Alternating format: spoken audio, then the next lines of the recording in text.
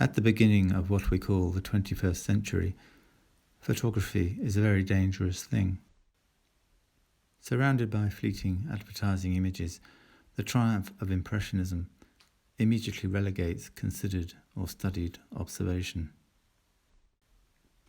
These photographs really do no more than represent the work of the architects who were practicing in the last few years of a craftsman-led world that was fast disappearing. Their work was not produced to satisfy our contemporary thirst for novelty, but rather to communicate with core human perceptions. Most monuments have been built to the vanity of man and his financial wealth. The few monuments shown here in northern France were built to commemorate some of the many dead of a terrible mistake, the Great War of 1914 to 18. It was 9 years after the cessation of the fighting that the Menin Gate in Ypres was built, and 14 by the time that the immense Thiepval monument was erected. While impromptu burials were sometimes made of the dead near where they fell, with crude and makeshift wooden crosses, the bodies were often later reinterred in a grander collective memorial with a standard neutralizing War Graves Commission headstone. Sometimes the graves of the known dead and the seemingly endless list of names of the missing dead were combined in one monument. At other times, monuments were made solely to the missing, such as Thiepval. 73,412 men, whose bodies were never retrieved or identified. They became indistinguishable from the mud of the Somme Valley.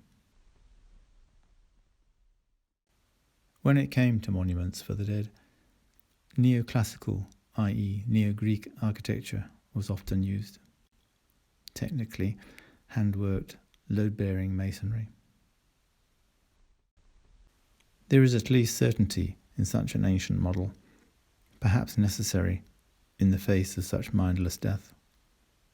60,000 British killed on the 1st of July 1916 alone.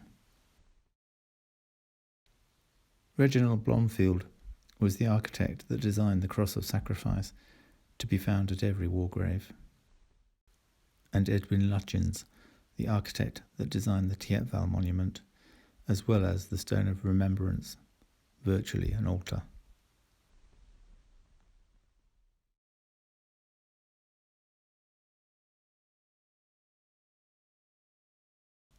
At the time of constructing the monuments, man had not become so depraved that stone was only useful if crushed and combined with cement. For it should not be overlooked that the bright young things in Paris had already reformulated the world by the time these edifices went up.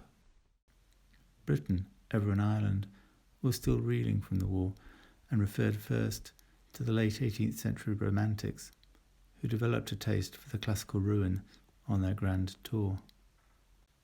This choice of neoclassical stone, rather than the world of design ideas, is poignantly more appropriate, as most of these First World War monuments will decay in a similar way, forming a communion with the men who have placed stone on stone since time immemorial. These photographs were taken at the end of the month of March, when the bare landscape of the former Somme battlefields reveals the importance of the topography on what were the technical limitations of the war etiquette of the time.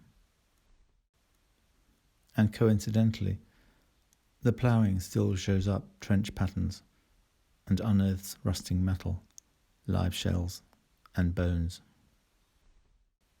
At the end of winter, the monuments now stand isolated in the midst of a machine-worked desert, not unlike Stonehenge on the Salisbury Plain.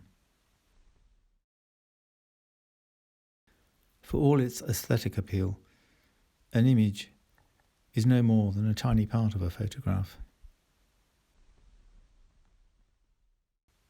It communicates its content through cultural history.